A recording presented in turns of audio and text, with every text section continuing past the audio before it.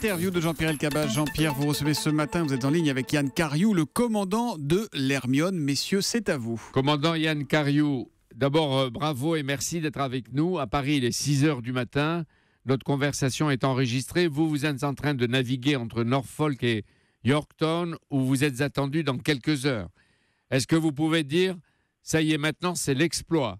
Tout à fait, c'est le grand jour et ça va vraiment marquer notre arrivée en Amérique, parce que pour l'instant, nous avons été soit au mouillage, soit dans le port de Norfolk pour uniquement des formalités. C'est vraiment l'accomplissement du projet qui a été rêvé il y a plus de 2 ans à Rochefort et on va accomplir en arrivant dans la rivière de Yorktown. Ça va être vraiment voilà, le but est atteint. Comment va Hermione? L'Hermione va très très bien après avoir traversé l'Atlantique avec une grande aisance et une bonne rapidité, puisque nous avons fait plus de 6 nœuds de moyenne, malgré des vents assez faibles en général, un alizé très faible.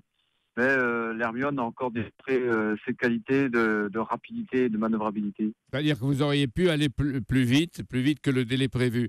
Et les 3 mâts, les 17 ou 18 voiles, les cordages, les 400 000 pièces de bois et de métal ont démontré leur caractère et leur résistance au milieu de l'océan? Tout à fait, tout a vraiment retenu. On a eu quelques vents un petit peu sévères, à 40-45 nœuds, qui nous ont un petit peu surpris. Et encore là, tout a parfaitement résisté, c'est souple, c'est un bonheur de voir tout ça travailler en symbiose et le bateau réagit toujours parfaitement bien. C'est-à-dire que la coque a suffisamment craqué pour montrer sa vitalité, hein? Voilà, ça travaille beaucoup un navire en bois, ça fait beaucoup de bruit. On a eu des vents beaucoup plus forts que prévu par rapport aux prévisions, donc dans ce cas-là, il faut réduire la voilure assez rapidement, mais bon, c'est long à bord. Autrefois, ils étaient 240 marins aguerris sur l'Hermione. Aujourd'hui, nous sommes 80, et dont 56 volontaires bénévoles qui ne sont pas marins. Mais je suis quand même satisfait d'eux, puisqu'on a réussi à faire ce voyage sans problème et dans des temps vraiment remarquables. Alors, ce matin, là, ou bientôt à l'aube, commandant Cariou, qu'est-ce qui ressentent le plus, à votre avis? La fatigue ou l'enthousiasme et la curiosité de ce qui s'annonce pour vous?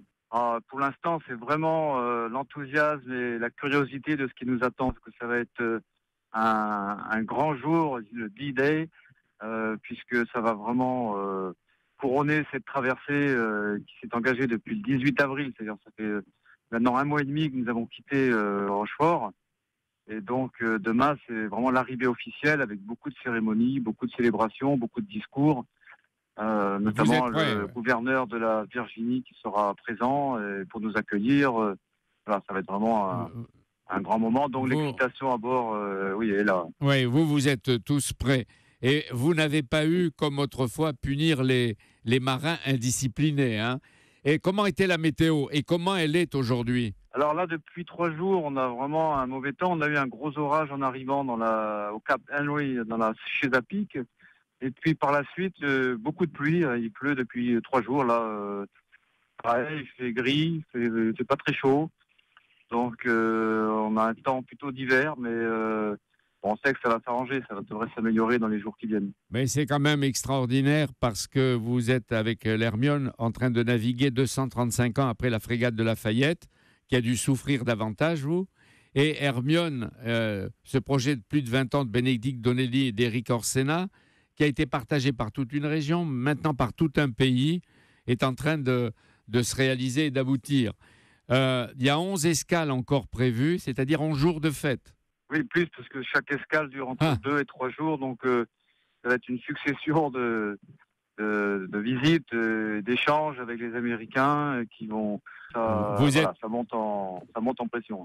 Et la pression, vous la ressentez, vous sentez ça. Et il paraît qu'il y aura 21 coups de canon et des honneurs mérités par le symbole qui est Hermione et qui vont se reproduire d'étape en étape dans les hauts lieux de la Révolution et de l'indépendance américaine. En fait, c'est une relation de peuple ami et il y a une sorte de continuité de l'histoire. Alors, vous allez jeter l'ancre.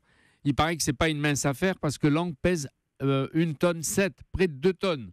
Oui, l'ancre fait 1,7 tonne. C'est une grosse ancre. Mais en fait, demain, l'Hermione avait mouillé à à Yorktown le 29 septembre 1781. Et nous, alors, demain, nous allons aller à quai. Nous allons à quai pour faciliter les échanges et les visites du navire de la population de Yorktown. Voilà. L'apothéose, ce sera, dit-on, l'arrivée de votre 3-mâts dans la baie de New York le 4 juillet sous le regard de la Statue de la Liberté. Vous allez, après, il y aura le retour.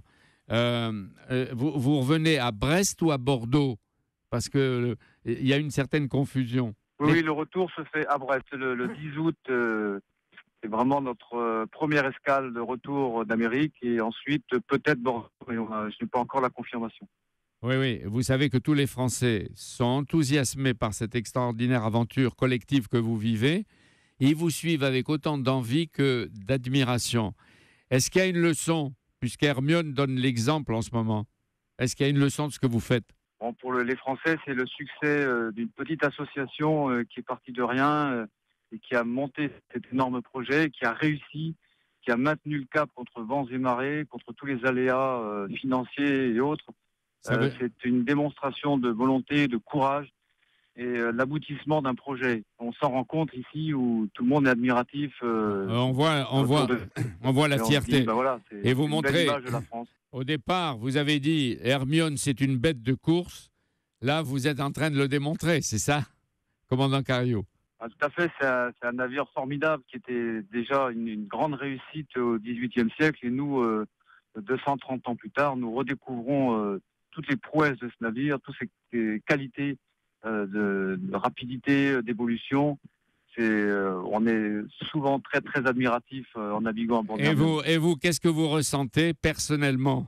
Je veux dire, j'ai une grande fierté d'avoir préparé ce voyage, de l'avoir mené, d'avoir formé un équipage. Et j'ai une grande fierté aussi de l'équipage qui a vraiment été à la hauteur, qui a beaucoup donné, puisque c'est quand même très épuisant de naviguer à bord de ce navire. C'est fatigant, il y a des manœuvres. Il a fallu tenir dans la durée.